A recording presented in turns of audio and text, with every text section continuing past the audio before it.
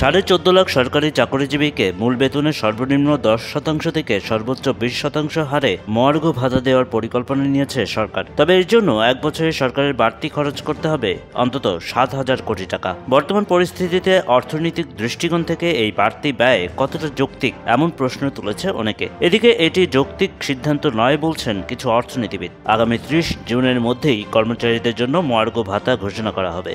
সরকারি কর্মচারীদের সর্বশেষ পে স্কেল দেওয়া হয় 2015 সালে। এরপর তাদের আর বেতন বাড়েনি। চাকরিজীবীদের দৈনন্দিন খরচ বেড়ে যাওয়ায় মূল বেতনের সঙ্গে নির্দিষ্ট হারে মহার্ঘ ভাতা দেওয়ার সিদ্ধান্ত নেওয়া হয়েছে এমনটা জানাচ্ছে সরকার। এবারই প্রথম গ্রেড অনুযায়ী সরকারি কর্মচারীদের মহার্ঘ ভাতা দেওয়া হবে। যারা পেছনের গ্রেডে চাকরি করেন তারা বেশি হারে এই ভাতা পাবেন। কর্মচারীদের মহার্ঘ ভাতা বেশি হবে, আর সামনের দিকের গ্রেডে চাকরির কারণে কর্মকর্তারা কম হারে ভাতা পাবেন। অর্থ মন্ত্রণালয় এ সংক্রান্ত একটি প্রস্তাবের খসড়া চূড়ান্ত করেছে, যা অনুমোদনের জন্য প্রধান উপদেষ্টার কাছে পাঠানো হবে। প্রস্তাব অনুযায়ী প্রথম থেকে তৃতীয় গ্রেড মহার্ঘ ভাতা পাবেন মূল বেতনের 10 ভাগ, চতুর্থ থেকে দশম গ্রেড পাবেন মূল বেতনের 20 ভাগ, 11 থেকে 20তম গ্রেড পাবেন মূল বেতনের 25 ভাগ। সর্বনিম্ন বেতন বৃদ্ধি হচ্ছে 4,000 টাকা, সর্বোচ্চ বেতন বাড়বে 7,800 টাকা। কোনো চাকরিজীবী 4,000 টাকার কম মহার্ঘ ভাতা পাবেন না। তবে মহার্ঘ ভাতা কার্যকর হওয়ার পর আর বহাল থাকবে না আগের সরকারের দেওয়া 5 ভাগ বিশেষ প্রণোদনা সুবিধাটি। জনপ্রশাসন মন্ত্রণালয়ের তথ্য অনুযায়ী সরকারের বিভিন্ন মন্ত্রণালয়, বিভাগ, অধিদপ্তর, দপ্তর,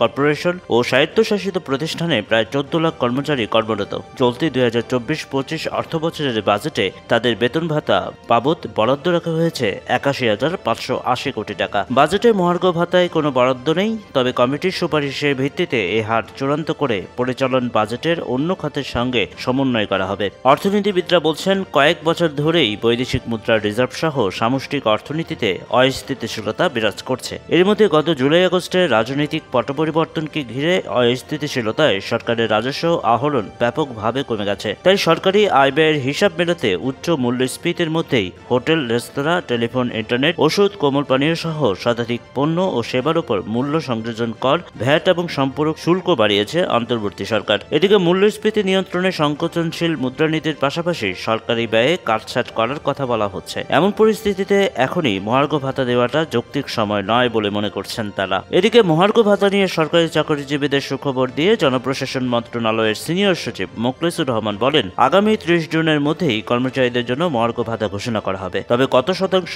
মহার্ঘ ঘোষণা করা হবে সে বিষয়ে কিছু জানাননি জনপ্রশাসন সচিব।